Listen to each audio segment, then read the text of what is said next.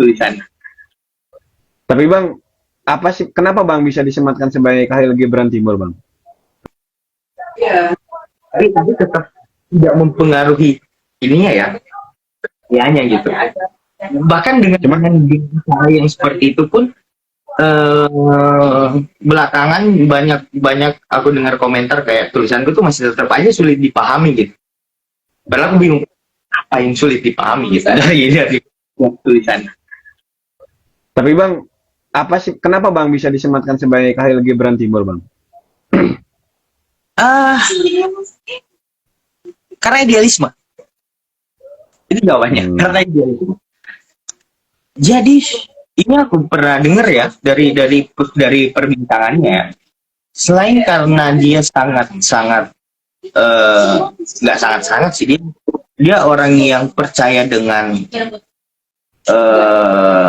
karya sofistik. Oke. Dan Gibran walaupun dia bukan tidak berasal dari agama Islam, tapi tulisannya tuh sangat sofistik lah, sangat misalnya kayak di Sang Nabi di mana dia nulis kayak cinta tuh nggak pernah meminta tuh kecuali dirinya gitu. Itu kan kayak konsep Tuhan banget tuh, yang tidak memberikan kecuali dirinya gitu. Itulah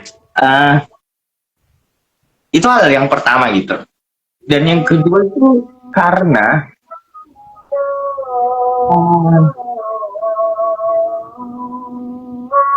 dia adalah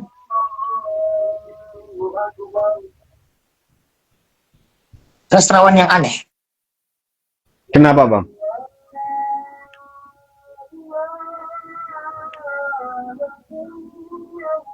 Dia punya wasiat. Dan buku-bukunya tidak dicetak ulang. Tidak perlu dicetak ulang. Nah, dia ingin agar buku-buku itu tidak berakhir di toko loak.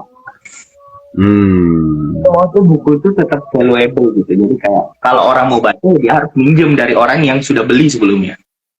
Dia harus minjem sama orang yang masih punya buku itu.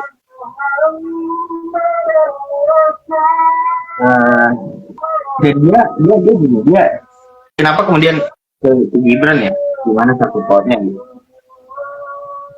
Gibran menurut percakapan dia dengan mahasiswanya Gibran itu kenal karena peristiwa aksidental.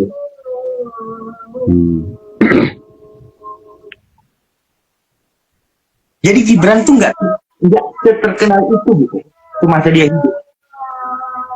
Dia terkenal, maksudnya orang yang tahu gitu, banyak orang yang tahu dia, tapi nggak yang booming banget. Ya, Gibran nggak kayak gitu. Dia justru jadi sangat terkenal ketika dia meninggal. Setelah dia meninggal, baru dia terkenal. Baru banyak orang yang kembali membahas Gibran gitu. Ibaratnya kayak ini ya.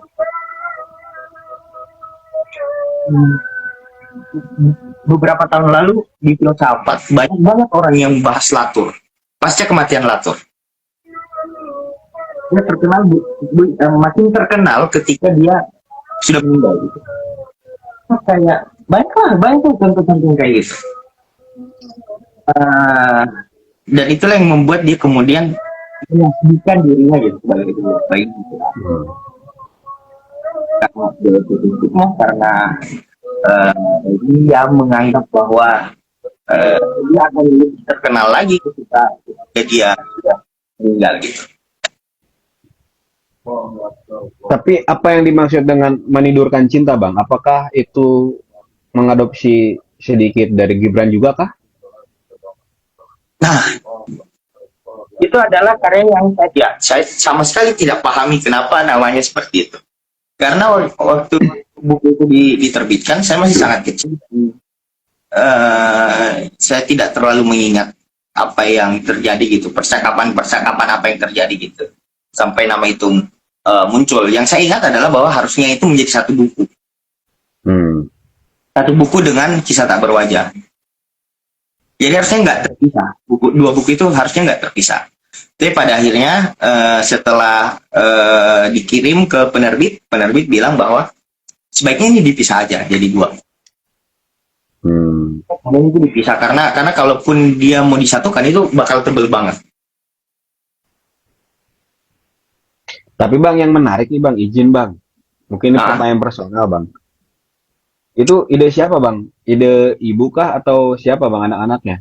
Di nisannya tuh apa ya? Aku lupa namanya. Di apa? Apa namanya Bang? Aku lupa.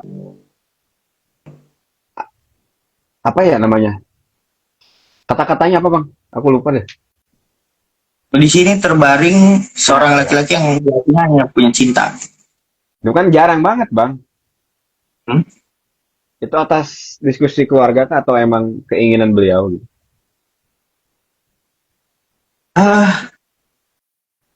Jadi makamnya kakekku juga kayak gitu. Ada tulisan di epitafnya gitu. Tapi aku lupa tulisannya apa. Dan aku nggak tahu dia terinspirasi dari mana ya. Tapi memang dia selalu sangat sering dia membicarakan soal kematian. Supaya aku bisa ingat ya. Dia itu salah satu tema yang sentral gitu. Jadi sangat banyak. Kalau tulisannya diamati itu tema kematian itu jadi salah satu topik yang sentral gitu. Selain cinta, selain rindu, kematian itu juga punya salah satu hal yang penting lah di dalam cara dia berpikir. Bahkan di draft buku yang belum terbit itu ada jadi buku terakhirnya kan aforisma cinta. Ya, Setelah itu ada dua buku aforisma lagi yang harusnya keluar. Setelah aforisma cinta ada aforisma rindu, habis aforisma rindu ada aforisma kematian kalau nggak salah.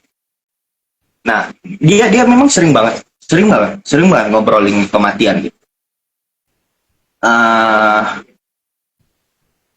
Dan dia tuh sempat ngomong sama beberapa orang bahwa dia kalau nanti meninggal, dia pengen minta dua hal di kuburannya. Dia pengen kuburannya itu tidak ada gelar. Tidak boleh ada gelar. Dan yang kedua adalah ada tulisan epitaf itu gitu.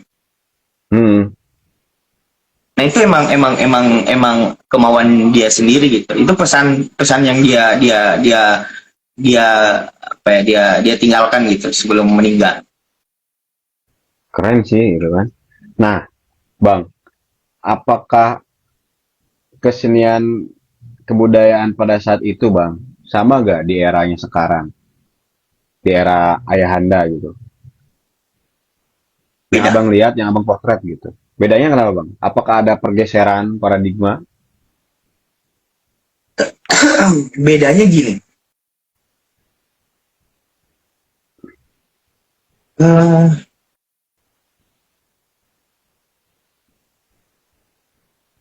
Makassar tuh akhirnya kehilangan satu sosok yang bisa menyatukan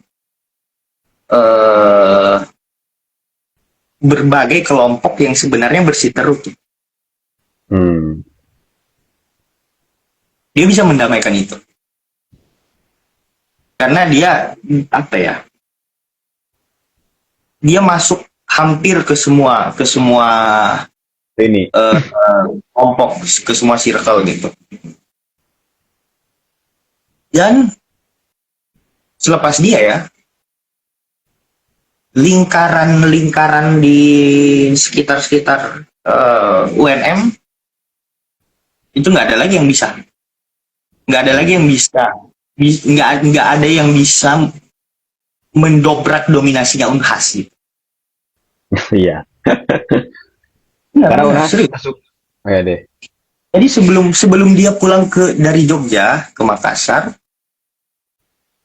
dia tuh ngelihat bahwa iklim di Makassar tuh nggak sehat dalam artian terlalu didominasi oleh Unhas, nggak ada penyeimbang. Jadi orang-orang gede, orang-orang besar tuh datang ke Unhas. UNM tuh nggak dapat spot. Begitu dia datang, dia mulai tuh pelan-pelan membangun jaring dan sebagainya. Sampai kemudian akhirnya UNM itu bisa dilirik kemudian menjadi suatu hal yang menarik gitu. Oke. Bang, Nah, itu apakah perbedaannya. Nah, itu menjadi suatu perjalanan ketika beliau S1-nya di filsafat UGM kan, Bang? Sama seperti Abang. iya, Ya, apakah itu memotret dari Jogja dulu, akhirnya mengadopsi, akhirnya pergi ke Makassar untuk buat jadi pembaharu gitu? hmm,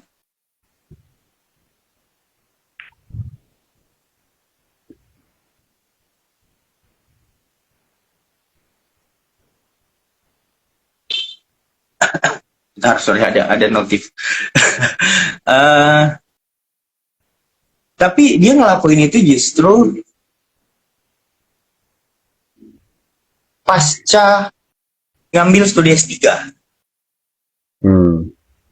Jadi dia kan sempat S1 ke filsafat UGM, habis itu dia pulang ngambil S2 di Unhas sosiologi, eh, balik lagi ke Jogja S3 sastra.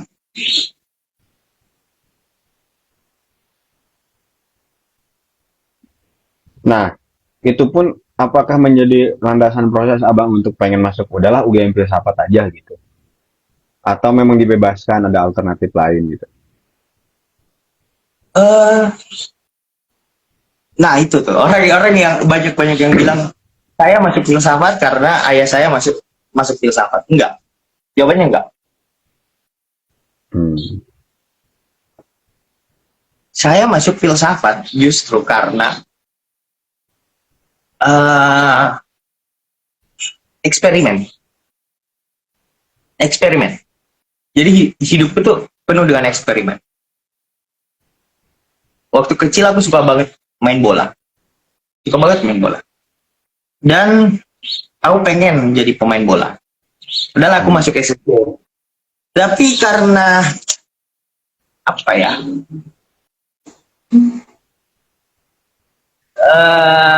Aku tuh nggak bisa gitu yang kayak pergi latihan tapi nggak punya temen gitu. Jadi akhirnya nggak nggak begitu betah lah datang ke SSB karena apa ya, aku orang yang pemalu waktu kecil. Walaupun waktu lebih kecil lagi tuh aku sangat hyperaktif gitu. Tapi entah kenapa begitu masuk usia SD itu mulai jadi pemalu. Eh, dan akhirnya dari situ aku walaupun masih tetap berusaha ya, masih tetap berusaha untuk menjadi pemain sepak bola. Beberapa kali ikut SSB yang berbeda. Tapi akhirnya aku jadi paham bahwa kayaknya ini bukan passionku gitu. Terutama waktu itu sepak bola itu hanya mengandalkan skill individu. Zaman itu tuh. Pokoknya seseorang jago main bola ketika dia bisa seperti Ronaldo. Ronaldo R9 gitu. Ya memang jago sih, tapi apa ya? Kita kan main tim nih, nggak sendirian gitu. Karena skill jugglingku biasa aja. Tapi aku punya kelebihan di dalam ini loh, visi membaca permainan. Aku tahu tuh harus kemana, harus aku tuh tahu aku harus berdiri di posisi mana, aku tahu celah mana nih yang bisa dieksploitasi gitu. Tapi oke lah. Akhirnya aku paham bahwa kayaknya aku nggak bukan di sini gitu, bukan di sini jalan, bukan di sepak bola. Walaupun sampai SMP akhirnya aku tetap main futsal ya, tapi nggak yang jadi pilihan utama juga karena ya sekali lagi tadi pelatih lebih suka orang yang bisa menggocek bola daripada bisa mengoper bola gitu, memanfaatkan celah-celah sempit yang mustahil gitu.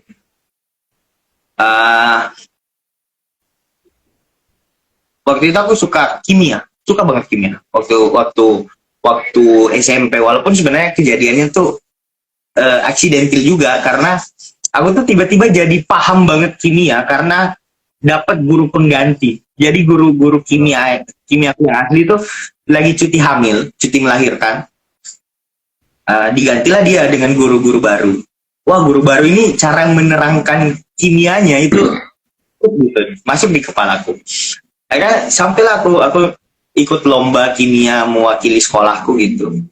Dan waktu kalau nggak salah waktu itu kita dapat juara yang kolektif gitu.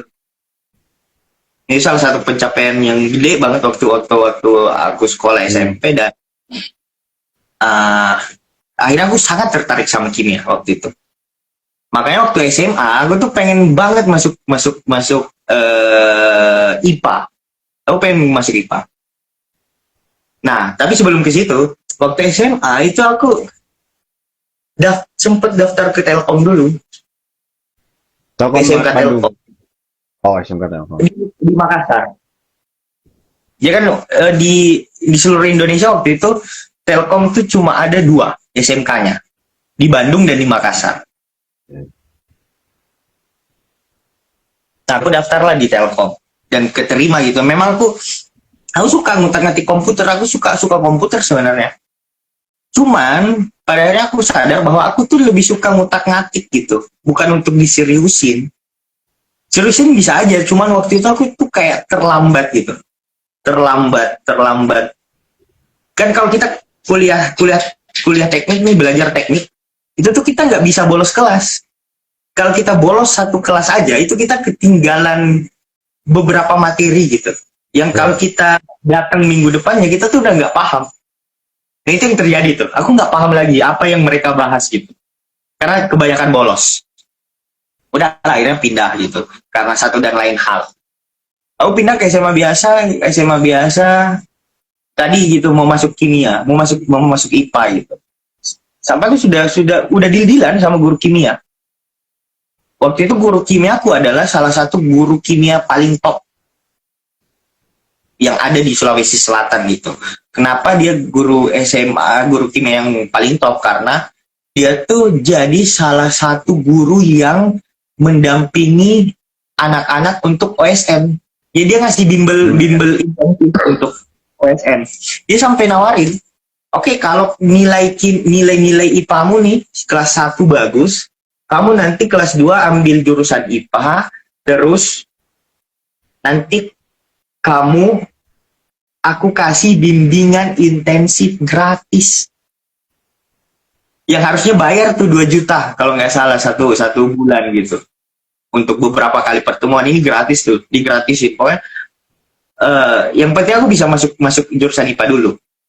Tapi ternyata yang aku lupa dan guru kimia itu lupa bahwa aku tuh cuma suka kimia, aku nggak suka matematika, aku nggak suka fisika, aku nggak suka biologi gitu. Bukan nggak suka, lebih tepatnya aku nggak punya ketertarikan saat itu pada bidang-bidang itu gitu. Karena kalau kita belajar fisika kan kita lebih banyak berhadapan dengan hitung-hitungan ketimbang teorinya gitu. Padahal sebenarnya yang menarik itu teorinya gitu. Fisika teoritik gitu, bukan fisika yang hitung-hitungan. Walaupun tetap ya akan bersambungan gitu, terkoneksi dengan hitung-hitungan, tapi ini out of topic ya, tapi belakangan pada akhirnya aku tertarik banget sama fisika. Sampai aku pernah bilang ke orang-orang kalau aku pengen banget lanjut S2 fisika. Karena teorinya menarik, menurutku seksi banget teori pembahasannya soal fisika kuantum lah, soal holographic earth, itu menarik banget tuh pembahasannya. Oke, anyway, akhirnya aku nggak lulus IPA, dan salah satunya opsi yang tersedia adalah ilmu sosial. Nah, dari aku sekolah di jurusan IPS, aku tuh ngeband waktu itu zaman SMA, ngeband bermusik. Tapi apa ya? Aku ngerasa skillku tuh stuck gitu. Stuck. cuma gitu-gitu aja, nggak berkembang gitu. Dan sempat ada semacam ini ya, perbedaan visi gitu. Aku tuh pengennya kita ngeband, bikin karyanya kita rekam, kita jual gitu. Ketimbang jadi pemain band di kafe. Kayak aku tuh ngerasa kayak jauh lebih bagus kita bikin karya sekalipun jelek ada satu orang yang bisa nikmatin gitu. Itu kayak nggak apa ya, sensasinya tuh nggak bisa digantikan oleh uang berapapun menurutku ya. Oke lah gitu, aku ngerasa stuck di dunia permusikan gitu. Nah di tengah kebimbangan itu aku harus dihadapkan dengan pilihan harus memilih jurusan untuk kuliah. Nah disitulah aku mulai menelusuri pengalaman-pengalaman tadi tuh. Fisik tentu saja nggak bisa tuh, yang berhadapan dengan sepak bola gitu-gitu. Ya, aku udah paham bahwa aku nggak bisa secara fisik. Kenapa? Karena di kelas 6 SD aku kena ini bronkitis yang sering banget kambuh.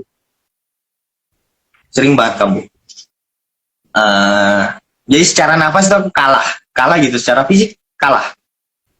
Aku lahir prematur, waktu kecil sering banget hidungku sering berdarah gitu.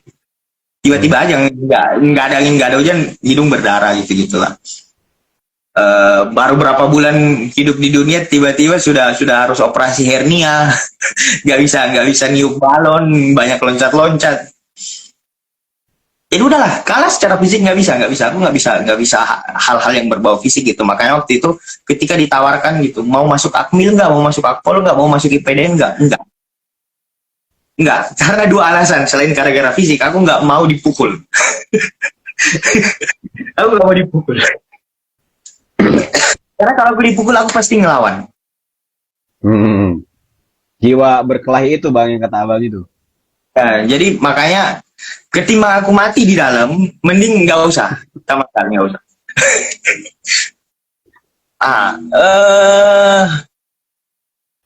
IPA udah nggak mungkin, IPA nggak mungkin. Kecuali aku harus belajar IPA ulang kan. Dan gimana caranya ngejar orang yang udah 3 tahun belajar IPA dengan aku yang baru belajar IPA untuk masuk ke perguruan tinggi gitu, nggak mungkin banget. Oke. Seni tadi juga udah nggak mungkin gitu. Akhirnya aku sadar bahwa satu-satunya hal yang aku punya itu adalah kemampuan untuk berbicara, berpikir, dan menulis. 3 hal itu. Berpikir, bicara, nulis.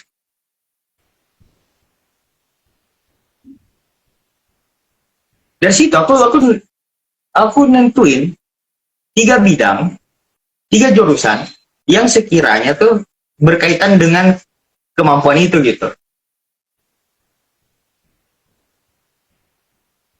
Nah bang, menyoal berbicara tuh gimana bang? Emang dulu tuh suka ikut pidato kah, atau emang suka dialog sendiri, atau gimana? Atau diarahkan untuk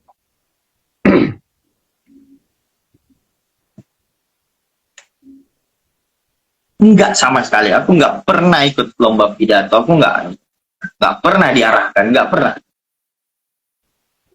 Dan memang semuanya itu aksidental banget. Jadi kayak aku bilang tadi, aku pemalu.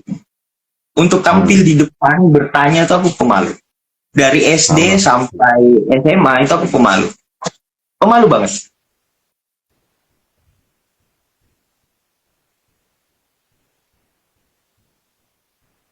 Nah,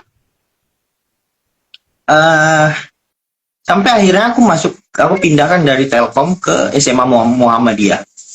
Di SMA Muhammadiyah itu aku ketemu dengan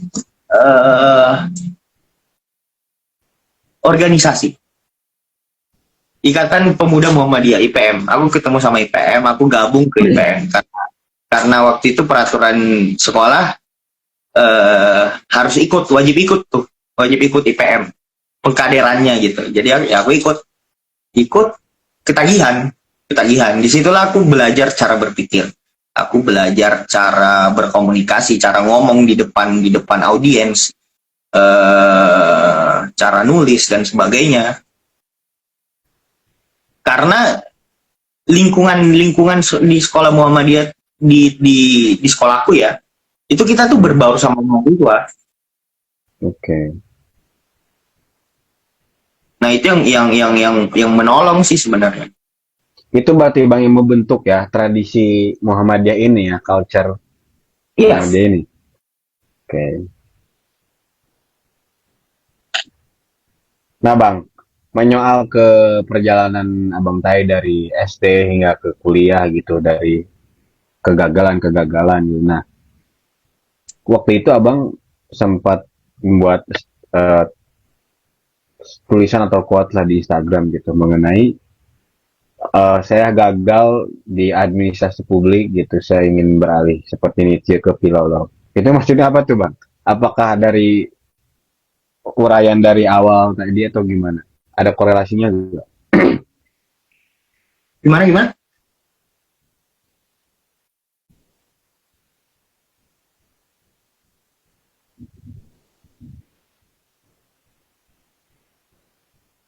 Ah itu yang masalah itu. eh itu dari ini sih sebenarnya, dari satir satir aja. Bukan satir sih sebenarnya, kayak candaan aja sebenarnya.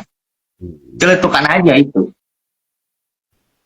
Jadi Nietzsche itu ditolak sama filolog.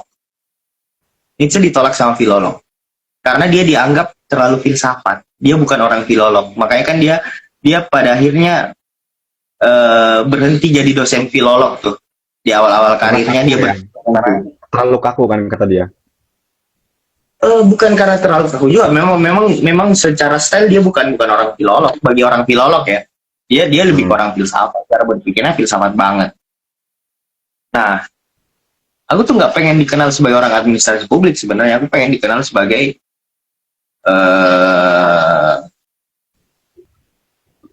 sesuatu yang lain gitu, yang jauh dari administrasi publik. Karena aku pada akhirnya ngerasa bahwa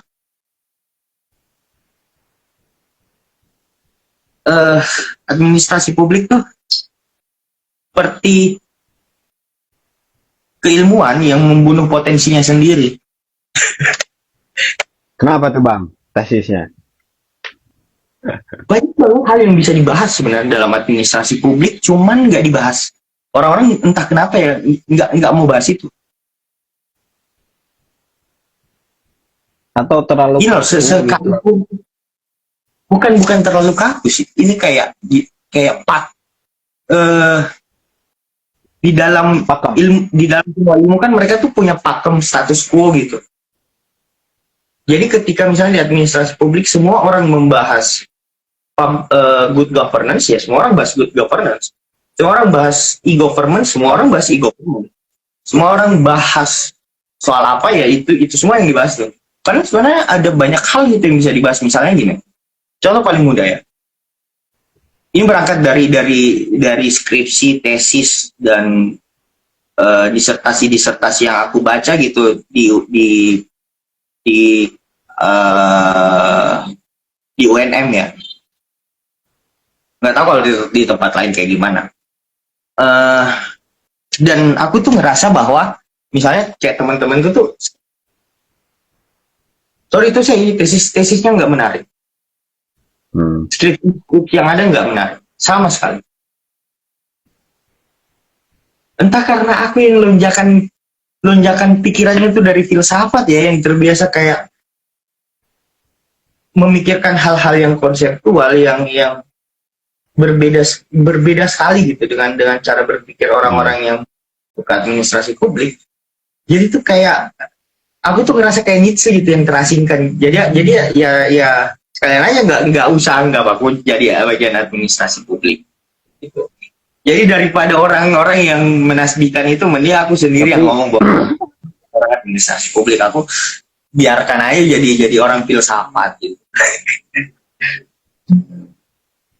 Tapi hal itu pun dialami oleh aku juga bang beberapa gitu. Bahkan Kang Sarip gitu yang gak punya basic disiplin ilmu filsafat, bahkan dia S1-nya komunikasi politik, S2-nya ilmu politik gitu. Tapi jadi dosen filsafat gitu. Nah kalau aku sih ada korelasinya tuh ketika membuat skripsi itu pikiran tuh bang gara-gara gimana ya? Bener kata abang tadi mungkin ya apa ya? Jadi pertama saya dapat pembimbing tuh di tes gitu ya. Mungkin menurut beliau ya gitu dari tokoh salah satu tokoh lah di hukum pemerintahan tuh bilang katanya kamu tuh bahas apa katanya. Aku kan bilang aku pakai referensinya Gus Dur gitu bang. Aku kan kedudukan fatwa MUI bang dalam perspektif ketatanegaraan Indonesia skripsiku. Nah kata kata beliau ini bilang apa ini liberalisme, apa ini sekularisme, apa kaitannya intinya ini. Nah cuman yang aku respect dari beliau adalah dia menuliskan di salah satu potretan proposalku gitu dan sulit untuk Ya. dibaca. Punchline-nya 3 hari baru kebaca tulisannya yang seperti dokter gitu.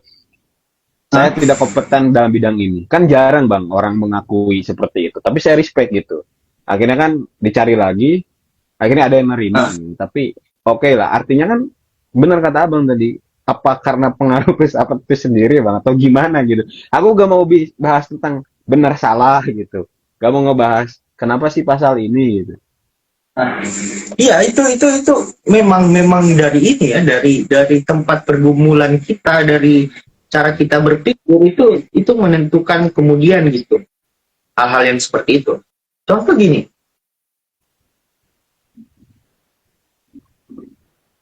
beberapa hari yang lalu itu aku sempat baca status Facebook